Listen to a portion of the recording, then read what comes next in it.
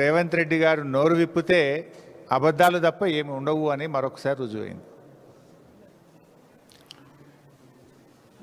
ఇక ఆయన తీరు ఎట్లా కనబడతా అన్నారండి. చేరలేదా? నువ్వు కూర్చో కూర్చో కూర్చో భయ్య. అరే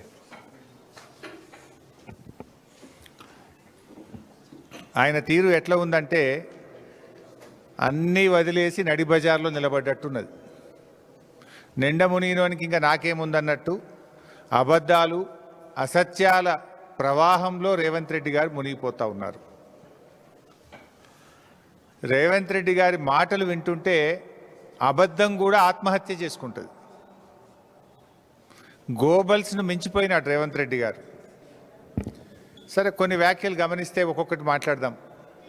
ఎల్లంపల్లి ప్రాజెక్టును మేమే కట్టినాము అంటాడు. ఇక నీకు అట్టుడు ఎట్లున్నదంటే నువ్వేమో రిబ్బన్ జేబులో కత్తెర జేబులో పెట్టుకొని తిరుగుతున్నావు, ఏడగనబట్టాడు రిబ్బన్లు కత్తిరిస్తున్నావు. నిన్న ఇనాగ్రేషన్ చేసిన కొన్ని ట్యాంకులు కూడా కేసీఆర్ హయాంలో మంజూరు చేసినాయి. ఇప్పుడు సబితక్క కాన్స్టిట్యున్సీలో కూడా ఒకటి ఇవాళ ఇనాగ్రేషన్ చేసినావు. నువ్వు కట్టింది కేసీఆర్ గారి హయాం, కత్తిరించేది నువ్వు అయిపోయినావు. శ్రీపాద ఎల్లంపల్లి ప్రాజెక్టు మేమే కట్టినాం, శ్రీపాదరావు పేరు పెట్టినామంటే మీలాగా మేము చిన్నగా ఆలోచించలే. పేర్లు మార్చుడు లేకపోతే కత్తెర జేబులో పెట్టుకొని పోయి రిబ్బన్లు కత్తిరించే ఆలోచనలు కేసీఆర్ గారు ఎప్పుడు చేయలే. కేసీఆర్ గారు బ్రాడ్గా ఆలోచించిండ్రు, రాష్ట్రం కోసం ప్రజల కోసం ఆలోచించిండ్రు తప్ప నీలాగా దిక్కుమాలిన దివాలాకోరు రాజకీయాలకు ఎప్పుడు కూడా పాల్పడలేదు. ముఖ్యంగా మీరు చూస్తే ఎల్లంపల్లి ప్రాజెక్టు అసలు కాంగ్రెస్ హయాంలో పూర్తయిందా? అది బీఆర్ఎస్ వచ్చిన తర్వాత ఆ రోజు నీటిపారుదల శాఖ మంత్రిగా నేనే ఉన్నాను. దాంట్లో హై లెవెల్ బ్రిడ్జు పూర్తి కాలేదు, R&R పూర్తి కాలేదు, ల్యాండ్ ఎక్విజిషన్ పూర్తి కాలేదు, గ్రామ ప్రజలను ఖాళీ చేయించలేదు. బీఆర్ఎస్ వచ్చిన తర్వాత ఎల్లంపల్లి ప్రాజెక్టు మీద 2052 కోట్ల రూపాయలు ఖర్చు పెట్టి ఆ ప్రాజెక్టును పూర్తి చేసి 2016 సంవత్సరంలో పూర్తి స్థాయిలో 20 TMCల నీళ్లు నిలిపాం. అంటే it took us more than 2 years. 2052 కోట్ల రూపాయలు బీఆర్ఎస్ ప్రభుత్వం ఖర్చు పెట్టింది. నీ లెక్క చేయాలంటే 2052 కోట్లు ఖర్చు పెట్టినాం కనుక పోవాలి, ఎల్లంపల్లి కాడ మీటింగ్ పెట్టాలి, శిలాపాలకు వేసుకునేది ఉండే, రిబ్బన్గా తెచ్చేది ఉండే. కానీ మేము గా పని చేయలేం. మేము గా చిల్లర రాజకీయాలకు పోలే. పని చేయడం ముఖ్యం అనుకున్నాం తప్ప రిబ్బన్లు కత్తిరించి ప్రజల్ని భ్రమింపజేయాలనేటువంటి ఆలోచనలు మేము లేం. నువ్వు ఫ్లైఓవర్ల కాడ నిన్న చేసిన OHSR కూడా నువ్వు చేసిన శంకుస్థాపన రెండింటికి 2. నీకు వచ్చే నీళ్లు కాళేశ్వరం నీళ్లు, నువ్వు ఇనాగ్రేషన్ చేసిన OHSRలు ORR phase 2లో భాగంగా బీఆర్ఎస్ ప్రభుత్వం నిర్మించిన రిజర్వాయర్లకే నిన్న నువ్వు ప్రారంభోత్సవం చేసినావు. సో ఇలా ఆ రకంగా ఎల్లంపల్లి ప్రాజెక్ట్ నీళ్ళు వస్తున్నాయని మాట్లాడతాడు ముఖ్యమంత్రి అమాయకంగా. నువ్వు అమాయకమేమో కానీ ప్రజలు కాదు కదా. అసలు ఎల్లంపల్లి ప్రాజెక్టు కెపాసిటీ 20 TMCలు, దాని డెడ్ స్టోరేజే 3 TMCలు, ఉండేటి 17.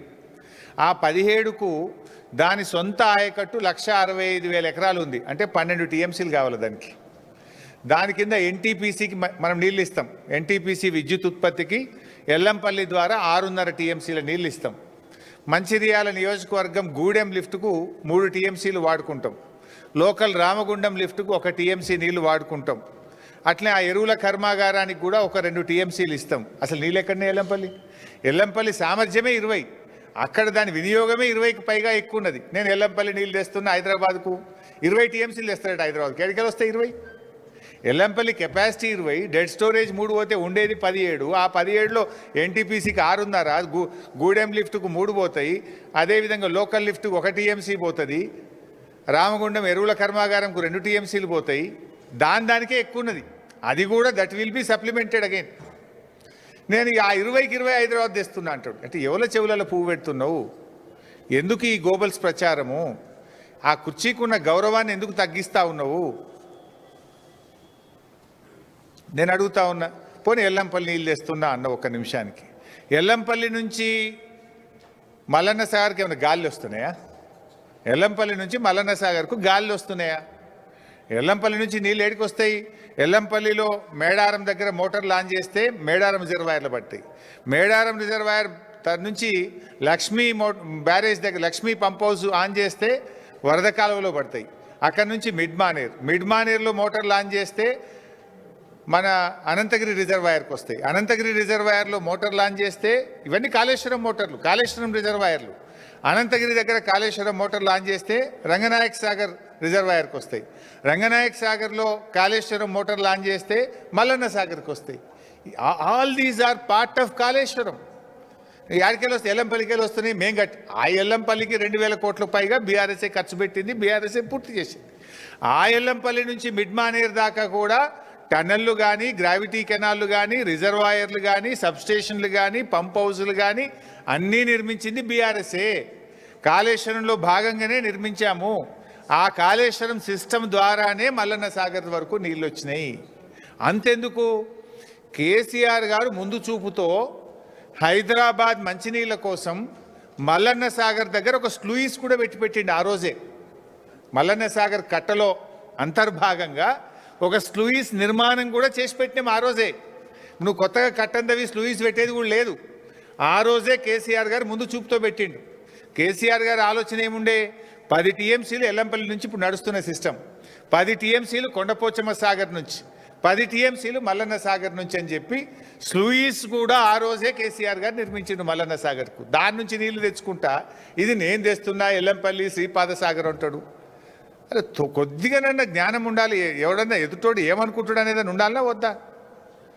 ఇలా నువ్వు గండిపేట దగ్గర కొబ్బరికాయ కుట్టినావంటే ఆ గండిపేటకు హిమాయత్ సాగర్కి వచ్చే నీళ్లు అవి కాళేశ్వరం ప్రాజెక్టు నీళ్లు, కాళేశ్వరం మోటార్ల ద్వారా వచ్చే నీళ్లు అంతే తప్ప అవి ఇంకేమో కావు.